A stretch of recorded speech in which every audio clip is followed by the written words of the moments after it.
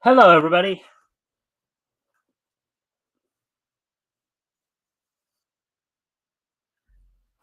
All right. Sorry I'm a little late tonight, folks. Was tending to some other business prior to the show here.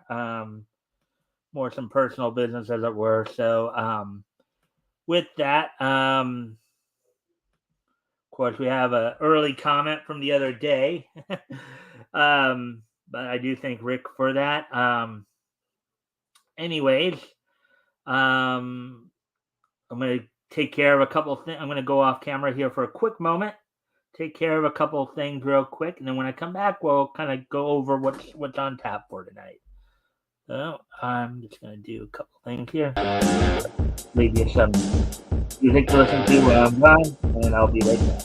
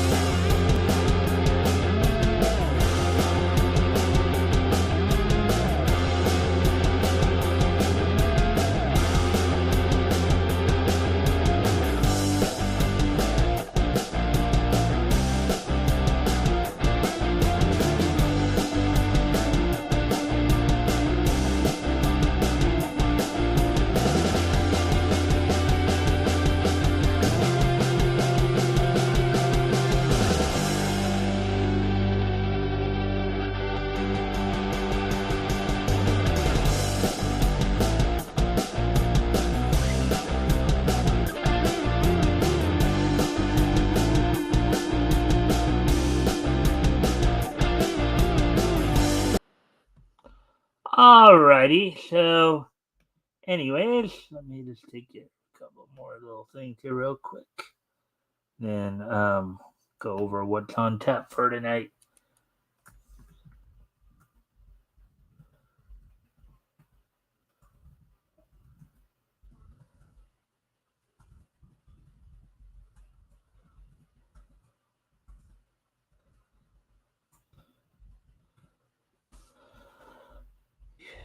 It's like the transportation. All right. So, anyways, of course, we're gonna probably be going over at least 3 stories tonight, depending upon how the time goes. We might do more. The wrestling wrap up, and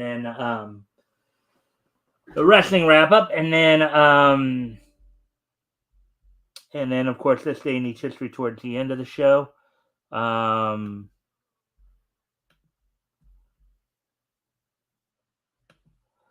With that, let me. Let's see. So we're gonna be as I said, we're gonna go over 3 articles from Bounding into Comics, including Thanos creator Jim Starlin takes dig at Marvel Studios' treatment of comic book talent. One of the articles we're gonna look at. Another one is we've got a James Gunn story we're gonna be going over as well. Yet James Gunn talking about if he was writing comics today. And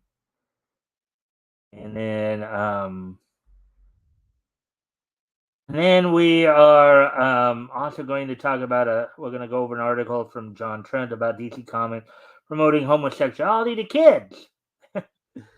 So we got like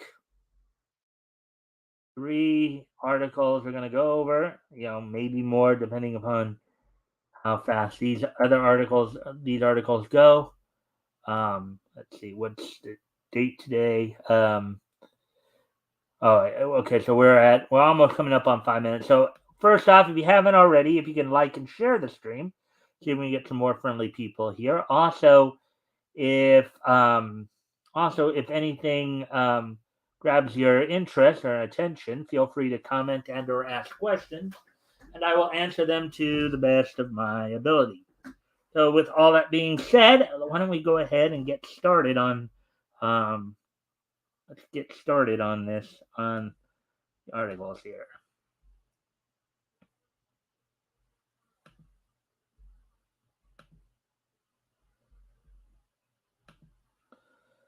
And we're going to start with this first article here.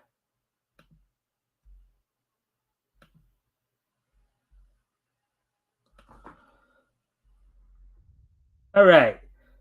Thanos creator Jim Starlin takes dig at Marvel Studios' treatment of comic book talent, praises how The Flash credits them early instead of way after the caterers. And a bunch of quotes, unquotes here. Article by Spencer McCauley, published back on June 14th, which was, of course, last Wednesday, comic book movie section. So, let's get going here. Like many a Western comic book fan and creator, veteran industry talent Jim Starlin is fed up with Marvel Studios' refusal to treat the men and women who came up with the characters they're milking with any amount of respect, especially after having seen how DC Studios has apparently bucked the trend with The Flash.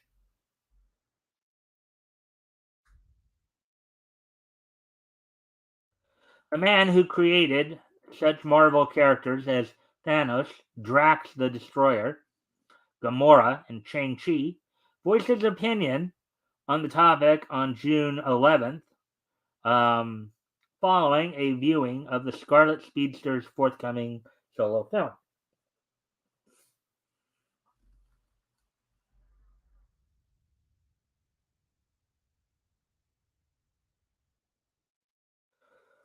Quote, was really surprised by how much I liked the new Flash movie, unquote, beamed Starlin. Quote, one terrific flick, unquote. Ending his post with a dig at Marvel Studios, the writer of DC's A Death in the Family storyline added, quote, I was especially pleased to see the creators of The Flash acknowledged early in the end credits instead of way after the caterers and so many others with the Marvel movies would do the same.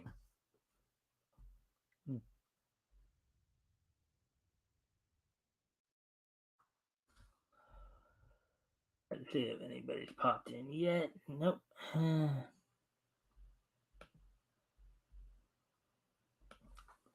Of course, Starlin's frustrations are more than justified as Marvel Studios' treatment of those who penned and illustrated its source materials um, has been historically and notoriously disrespectful.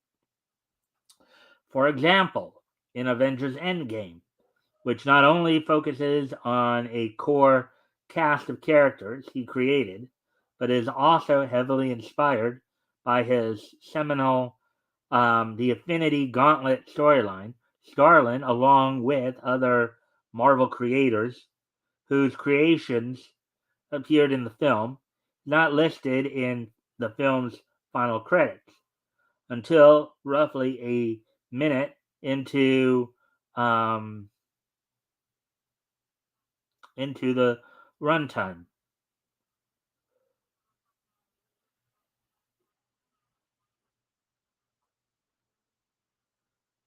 Right,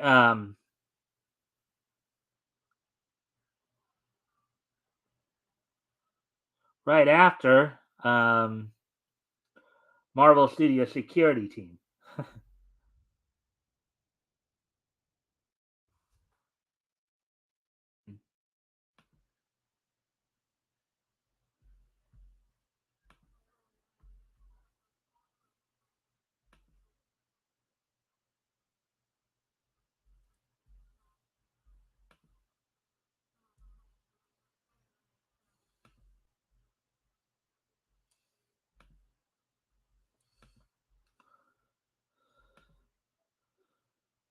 Oops.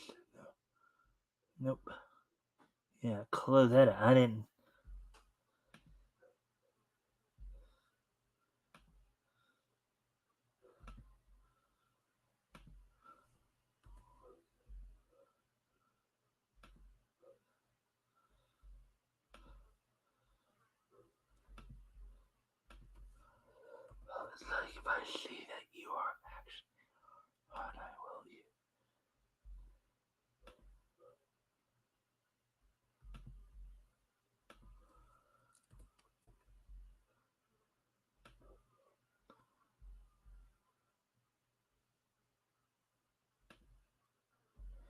All right. So, anyways, getting back to the article here.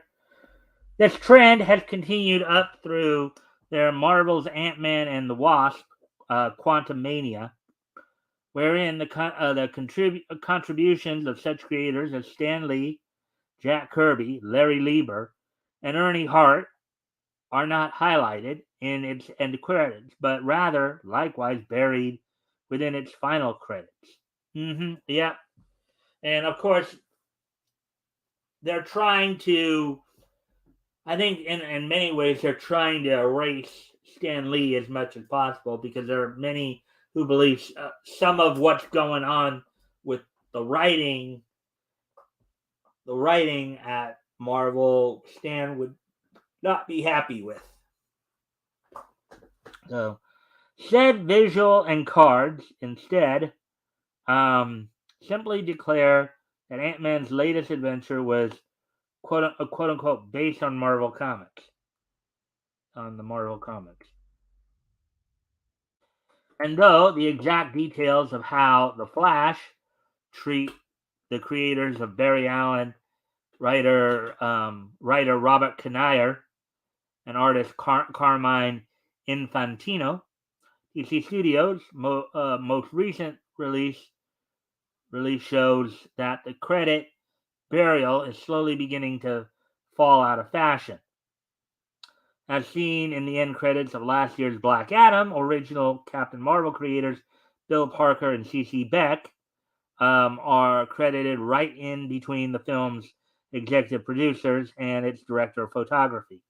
However, in parentheses here, however, it should be noted that the specific writer who conceived of Teth Adam, Otto Binder, is not credited until the special thanks section of the credits conclusion.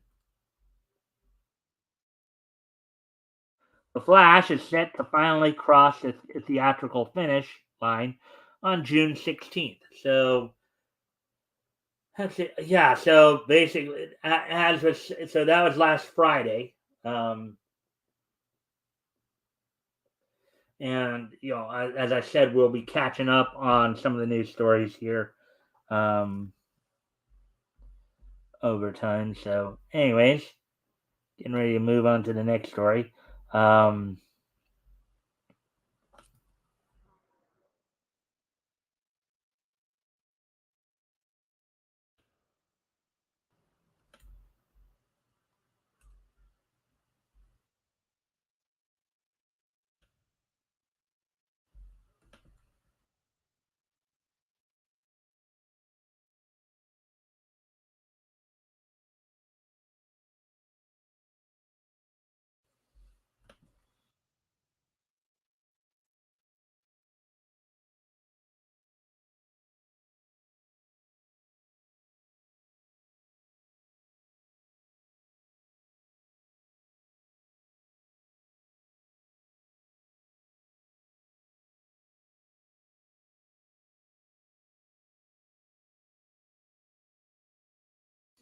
All right, so here's get into this next story here. I said if we do go through these, if we go through them quick enough, depending on how much we use the time and stuff like that. And I thank you for the like and the share for whoever just came in. We will go ahead continue on here with this next story.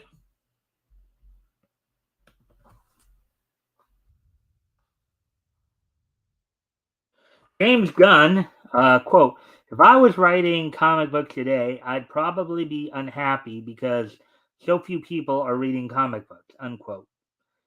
Article by John F. Trent published June 16th, which of course was this past Friday. So we're moving fast, folks. We're moving fast. We're getting caught up pretty quickly here, it would seem. DC Studios CEO James Gunn recently admitted that if he was writing comic books today, he'd be unhappy because there are so few people reading them. Well, yeah, reading Western comics. We do know they're definitely reading manga. because the whole woke experience hasn't been. I mean, and maybe that's also a self admission that he'd be writing a lot of these stupid woke stories too that people, that the the general comic fan base, comic book fan base, just do not like. Speaking with Michael Rosenbaum as part of the show Inside of You with Michael Rosenbaum, I wonder if that's the same Rosenbaum who did the voice of Wally West Flash in Justice League, as well as Kid Flash and Teen Titans. Wonder if and of course the same guy who did who portrayed Lex Luthor in Smallville. Quote, to be the head of DC, was this going to hinder, in brackets you, from continuing, in brackets your, filmmaking and having all that passion into one focus, as opposed to now, in parentheses, you're going to direct a movie, but, in brackets you, also have to worry about running a studio? How do we do that? Is that because Peter kind of helps that out? And he's talking about Peter Safran there. Safran there.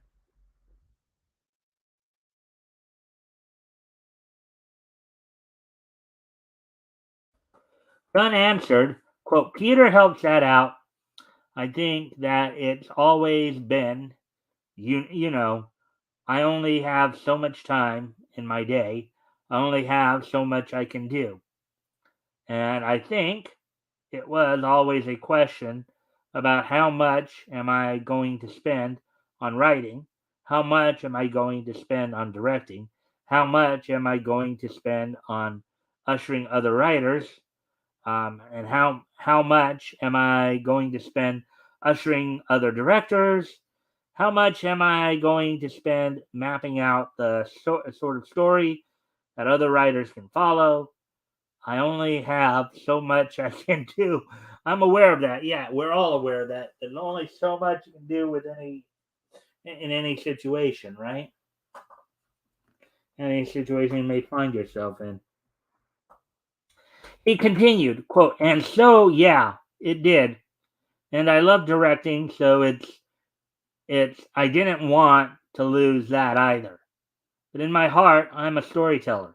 In my heart, I am not the same as other filmmakers.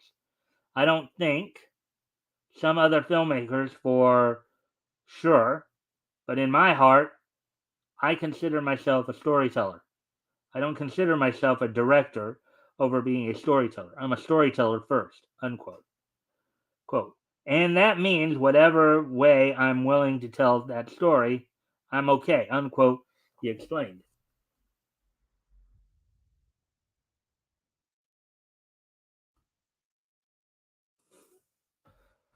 Do you have anybody who's commented?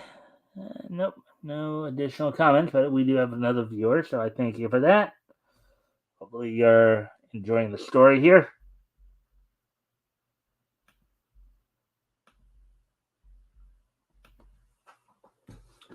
Gunn went on, quote, I have the conversation with Dave Yarovesky, um, the director of Brightburn. He's one of my best friends because he wants to direct movies. He's mostly interested in directing movies. That's what he wants to do. I'm like, if I can tell a great TV story, that is, doing Peacemaker was absolutely great for me. Doing a movie is absolutely great, unquote.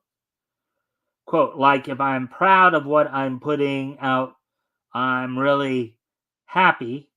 It doesn't really matter to me what the story is, unquote, he said.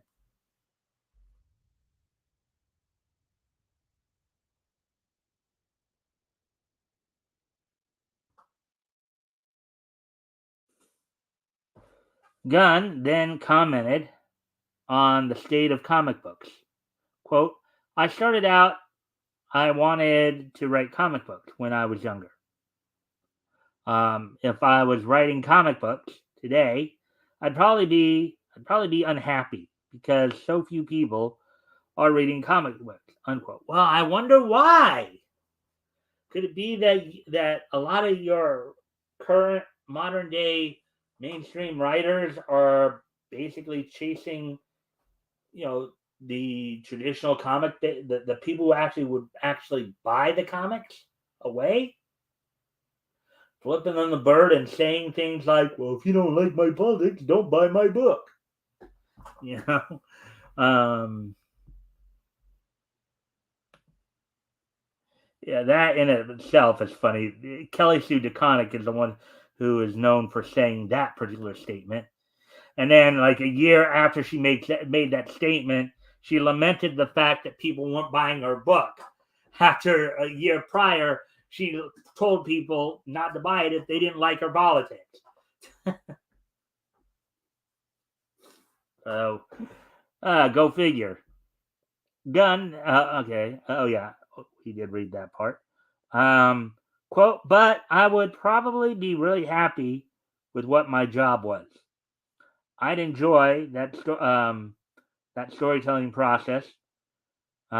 He said, quote, so that's what's important to me.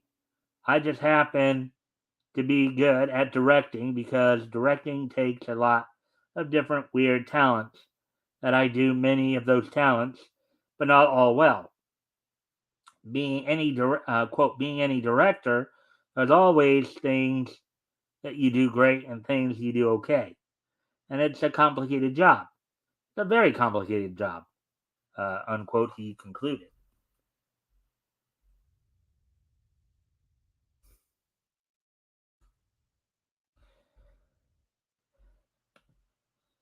Hmm. And it looks like there's going to be a reference to some comments that Steve Orlando made of late. Gunn is not the only one to comment on the lack of people reading comic books. Marvel Comics writer Steve Orlando recently confirmed that comic book sales are struggling. And of course, we about a couple weeks ago we covered this story. You know, we covered the Bleeding Full version of it. Um, in a recent tweet, responding to a question about the sales of his Scarlet Witch series, Orlando wrote, quote, sales are struggling alongside the whole industry. Right now, we'll hopefully get to 10, unquote. He added, quote, to get even 15 issues, sales will need to continue to climb, unquote.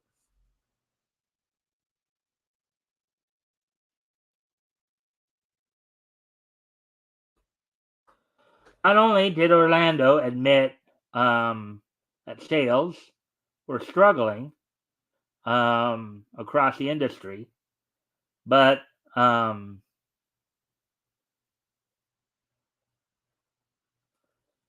Scarlet Witch has been one of the top selling series, um, according to ICV2's Comic Hub system that tracks point of sale data at over 125 store. Well, I think it's supposed to say stores selling American comics around the world. Typo right there, I guess. Scarlet Witch number 4 was the eighth most sold series by units in April 2023, only being outsold by Amazing Spider-Man number 23, Batman number 134, Spider-Man number 7, Guardians of the Galaxy number 1, Amazing Spider-Man number 24, Venom number 18, and X-Men number 21. In March 2023, Scarlet Witch number 3 was the 13th most sold book by units. In February, Scarlet Witch number 2 was the 17th, so it's steadily rising at least, most sold by units. The book's debut issue in January was the third most sold book by units, only being bested by Amazing Spider-Man number 17 and Batman number 131. I'm guessing that's volume 2 of that. That's what I think. Unless they're doing reprints of the Golden Age stuff, Golden or Silver Age stuff. What do you make of James Gunn confirming that few people are reading comics? Yeah, well, I mean, that is true. I mean, fewer people are actually reading comic books right now.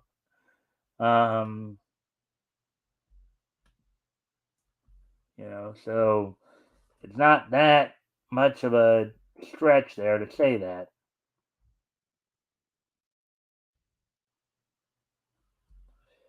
All right, let me get down to.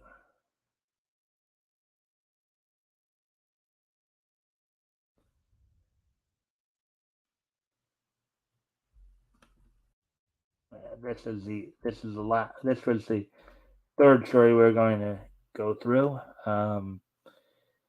And I do need to step away from the computer for a moment, so I'll be right back. I'll put some music on to keep you guys entertained while I'm gone. Hope you guys are enjoying the content. I'll be right back.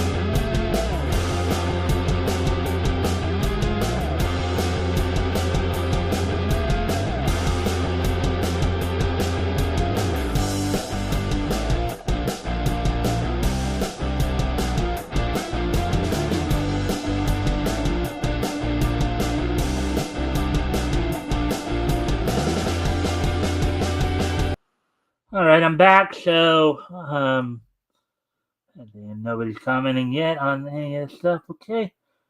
Let's see there. All right. Let's get back to the articles in here. After this one, we'll see where we're at. But anyways, let's go ahead and go through this article. So, DC Comics promotes homosexuality to kids with Midnighter and Apollo.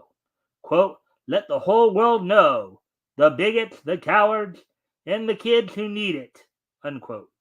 Article by John F. Trent, published this past Friday, June 16th. DC Comics made it clear they are promoting homosexuality to children in their DC Pride 2023 #1 issue. For those who did not read, they blasted it on Twitter. Oh boy.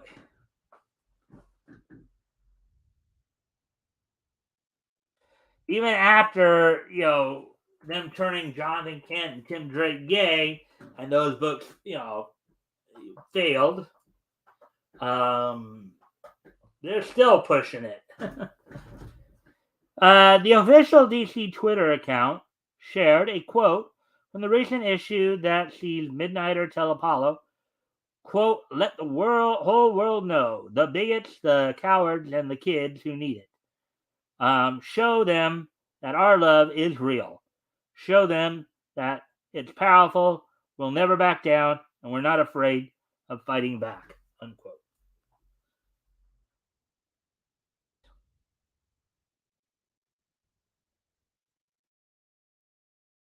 In the comic, written by Josh Trujillo, with artwork by Don Aguillo, um, Midnighter and Apollo are taking part in a pride parade. At one point, Midnighter appears to be indoctrinating a young girl in either middle school or high school with LGBTQ plus propaganda, albeit it's unclear which version.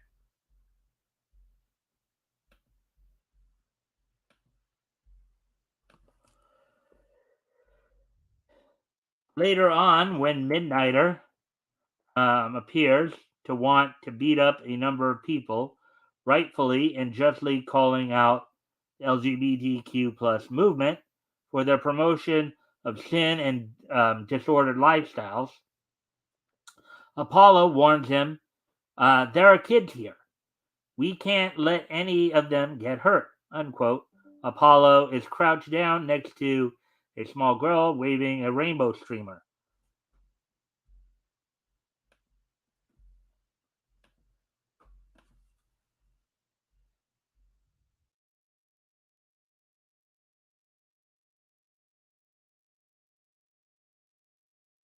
Alan Scott, who DC retconned into a gay man, arrives on the scene and instructs Apollo and Midnighter not to attack those justly condemning their lifestyles. He says, quote, the bigots can try to take whatever they want, but there will always be those willing to stand up to injustice.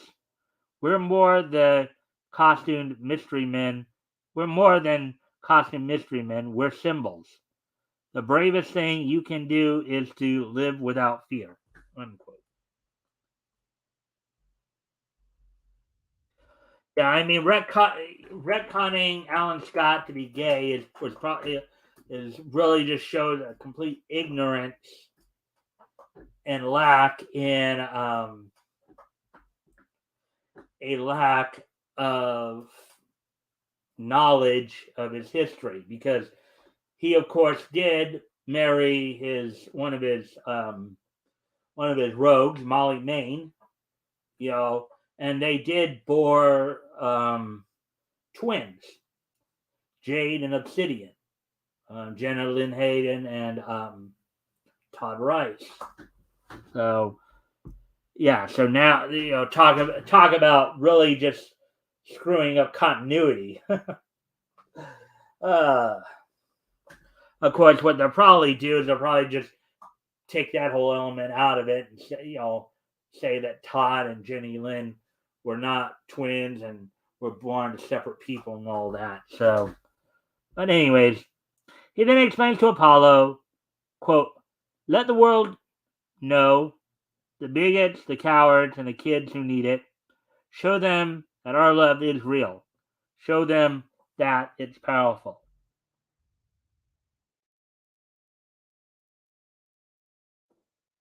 This comic is a perfect example of modern woke ideology attempting to invert what is right and good and call it evil, while claiming that sin and evil is right and good. Those who watch my channel, regularly, what have I been saying? Right? Isaiah 6:9. There will come a time when right is called wrong and wrong is called right. There will become a time when good is called evil and evil is called good. The sin of the Sodomites is one of the, quote, sins that cry out to heaven, unquote, according to the Catechism of the Catholic Church. It also teaches quote, basing itself on sacred scripture, which presents homosexual acts as acts of grave depravity. Tradition has always declared that homosexual acts are intrinsically disordered. Mhm. They are contrary to the natural law. They close the sexual act to the gift of life. Yeah, basically what they mean there is that you cannot biologically procreate through homosexuality. For procreation to work, you need to engage in heterosexual acts of sex.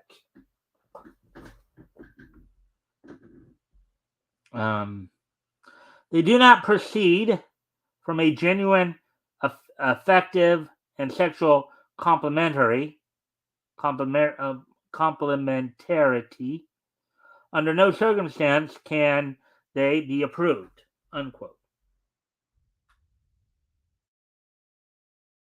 Interestingly, DC is paying someone to hide numerous replies and make it clear this type of behavior is not acceptable and should not be promoted in society.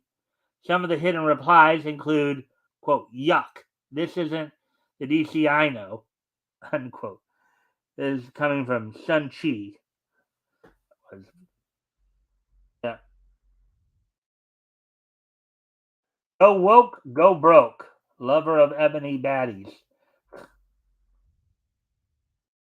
Eat it, eat our agenda. DGen X 1980.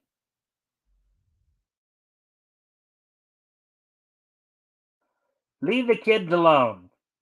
Wolverine Snicket. Leave those kids alone. You guys know that line from a song, right? Teacher, leave those. Okay, Predator. Well, the guy spelled Predator wrong there. It's Predator.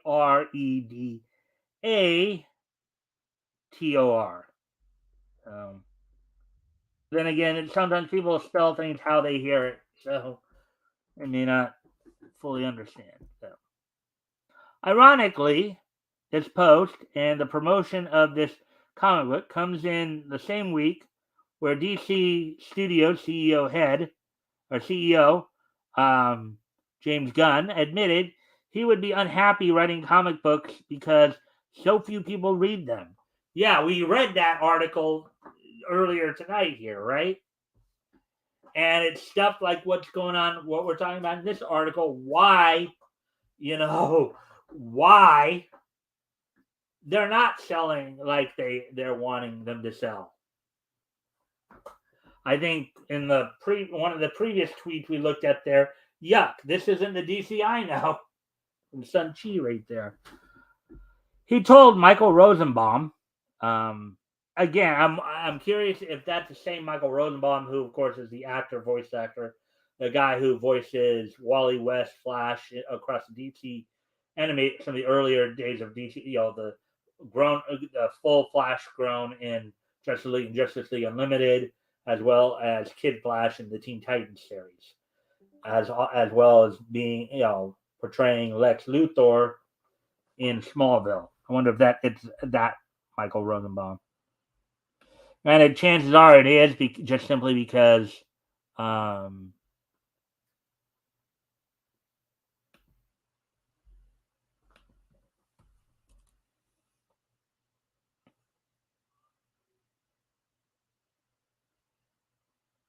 he told Michael Rosenbaum, quote, I started out, I wanted to write comic books when I was younger.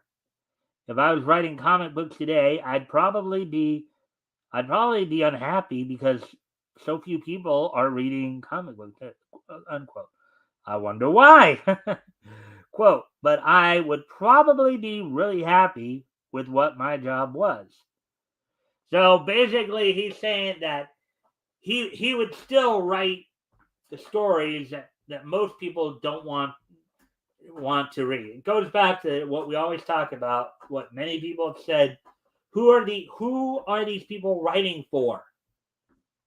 Obviously not writing for traditional comic book fans, because I think there's been a pretty clear statement made that most of your more traditional comic book fans, the ones who are like my age and a little older and a little younger, those who are anywhere from their late 30s to their 60s, you know, do not care for this stuff.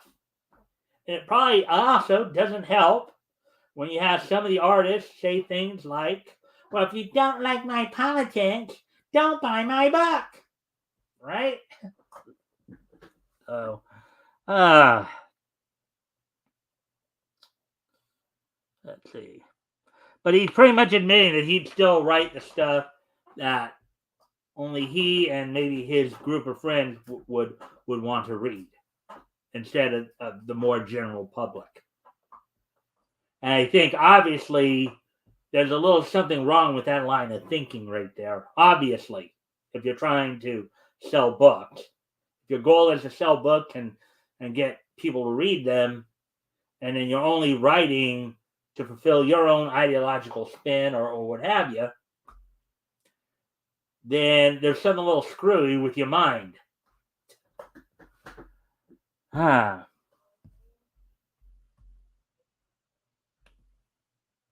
Anyways, and as always, guys, feel free to comment and or ask questions.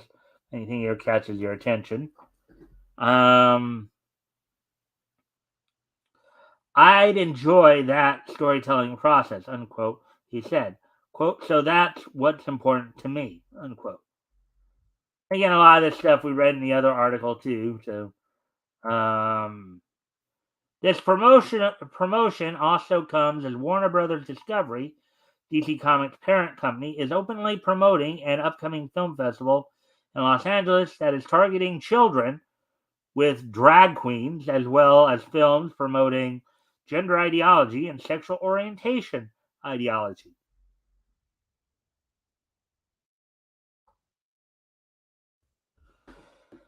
It also arrives a week after another Warner Brothers Discovery subsidiary, Cartoon Network, introduced gender ideology into their We Bare Bears cartoon, with a spokesman for the show explaining, quote, during the production of We Bare Bears, a few crew members came out with they/them pronouns, and we felt that it was important to reflect that in the show. The spokesman added, quote, our show team values representation because it's something everybody on the show deeply cares about. And that's why we aim to cast LGBTQ talent like Alok Vade Menon, Harvey Guillen, and Dominique Jackson.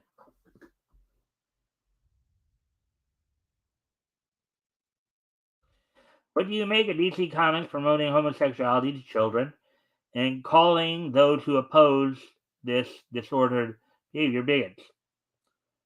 I personally think they need to be locked up in a rubber room somewhere, straitjacketed, and allowed to bang their heads into rubber holes for the rest of their lives. Anyways, so yeah, so we're at 44 minutes, so probably a good time to start winding things down. Then we got through 3 stories here. So with that, we're gonna go through a pretty quick wrestling wrap up session, and then we'll close out with of course this day in each history, and then we will from there we will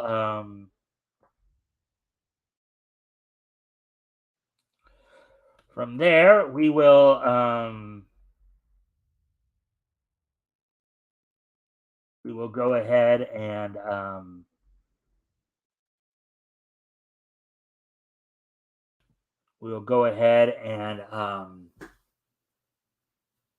wrap things up. So with that being said, so in WWE, of course, last night's Raw saw the return of Tommaso Ciampa as he defeated The Miz in under 5 minutes. Some people making a statement that, basically turning on Miz before Miz had a chance to turn on him. In a women's tag team match, Kaden Carter and Katana Chance would defeat Sonya Deville and Chelsea Green in just over 2 minutes. A lot of these earlier matches went pretty quickly. Indus Sher, with Jinder Mahal in their corner, defeated Cedric Alexander and Shelton Benjamin. Matt Riddle got the win on Ludwig Kaiser. The Viking Raiders with Valhalla in their corner defeated Alpha Academy with nothing to breathe in there. In the Money in the Bank, in the women's Money in the Bank qualifying match, Trish Stratus with Zoe Stark in her corner advanced via DQ over Raquel Rodriguez when Becky Lynch came out to go after Stark and Stratus. Some people are talking about the possibility that this may set up a possible heel turn for Lynch and or a possible rivalry between Lynch and Rodriguez. I know WWE is very high on her. Bronson Reed defeated Shinsuke Nakamura, and in the main event saw Cody Rhodes team with WWE, the Unified Tag Champions Kevin Owens and Sami Zayn, beat the Judgment Day, the three male members of Judgment Day of Finn Balor, Dominic Mysterio, and Damian Priest, with Rhea Ripley in their corner. And a lot of things were furthering to be set up for as Balor tried to prevent Finn Balor prevented Seth Rollins from defending the World Championship last night. Rhea Ripley beat down Natalya, who is said to be her next opponent for the women's championship there. So now moving on to some AEW news, of course.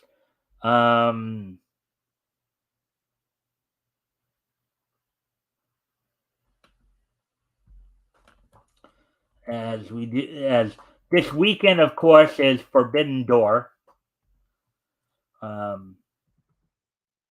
Forbidden Door pay-per-view coming up on this Sunday. And of course, the week leading up to Forbidden Door, which will be in Canada, I think in Windsor, I believe. Let me see here.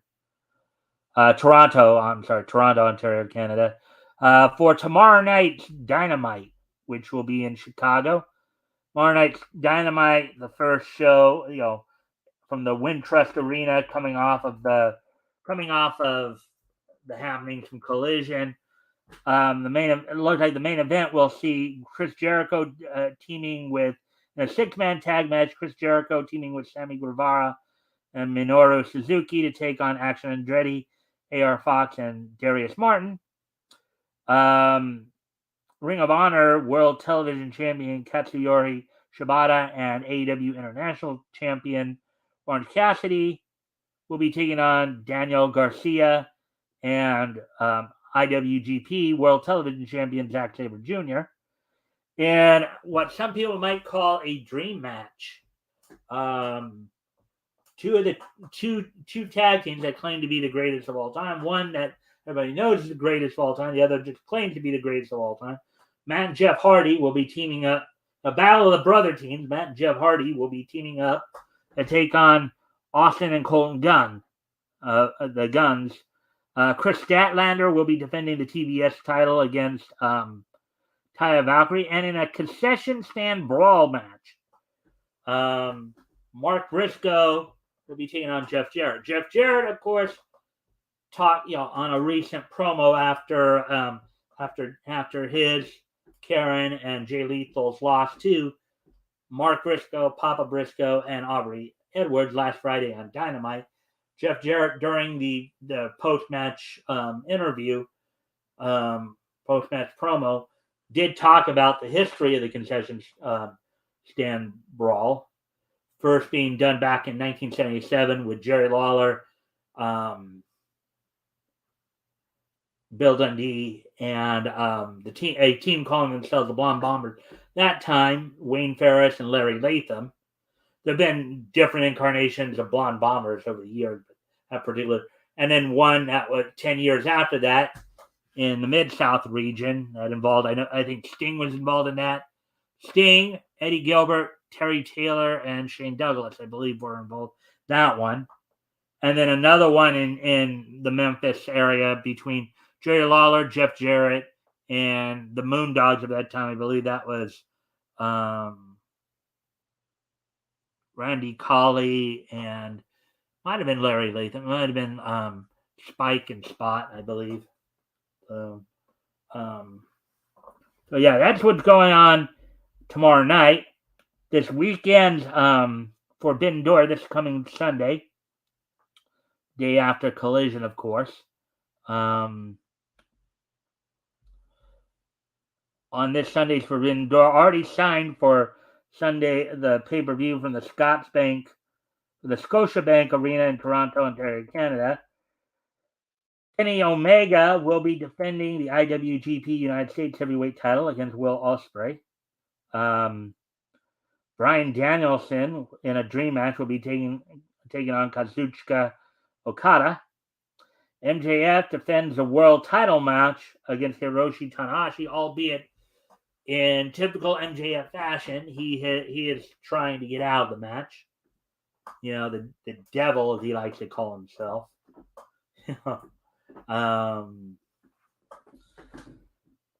Sonata defends the IWGP World Heavyweight title against Jack Perry, who'll have Hook in his corner. And of course, in a match for the international title, AEW International title, Orange Cassidy will be taking on Zack Sabre Jr. So with that, guys, probably time to start wrapping up here the show. Now, today being Tuesday, June 20th, 2023, let's take a look back at this day in Nietzsche history. Let me just check something real quick. 1953, 2008, and 2002. All right, so without further ado, let's take a look back at this day in Nietzsche history. So our first stop, we're going to head back 70 years ago today, and on this date, 70 years ago today, Sugi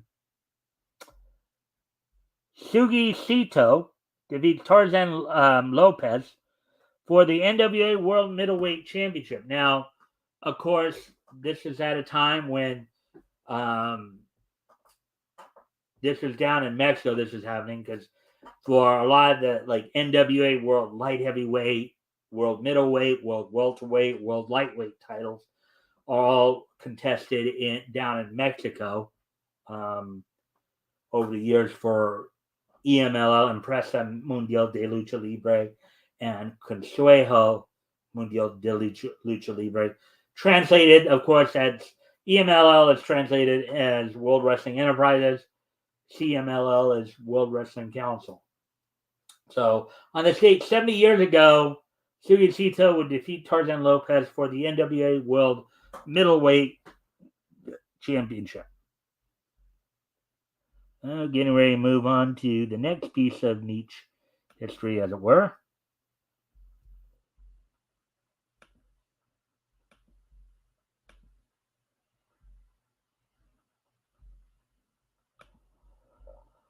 On this date in 2008,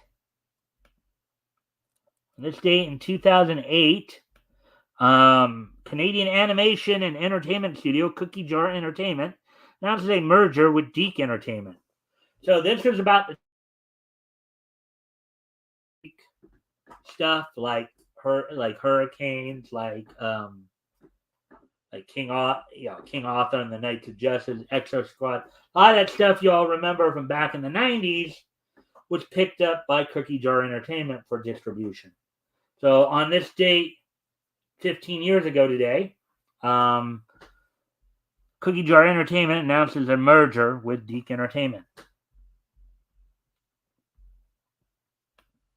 So with that now, moving on to the next piece in each history. On this date, 5 years ago today,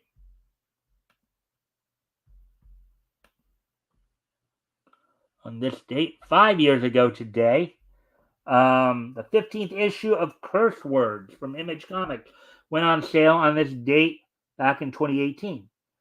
Sold for $3.99 and was 28 pages. So on this date, 5 years ago today, the 15th issue of Curse Words went on sale on this date back in 2018. And 2018 is just so nice that we're gonna hit it twice. As on this date, also on this date in 2018,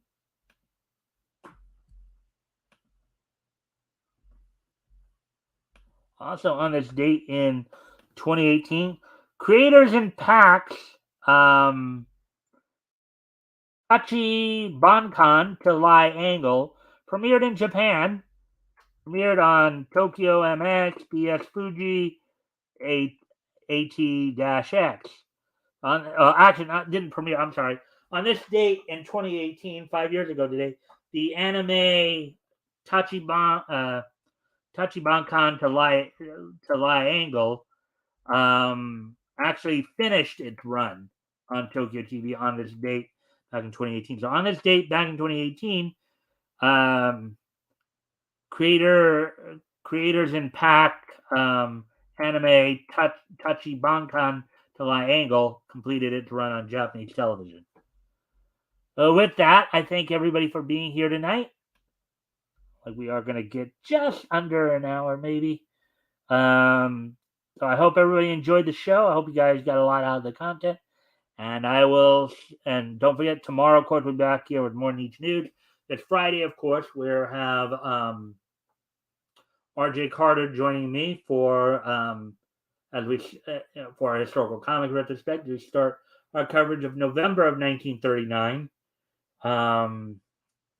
in which we will be talking about,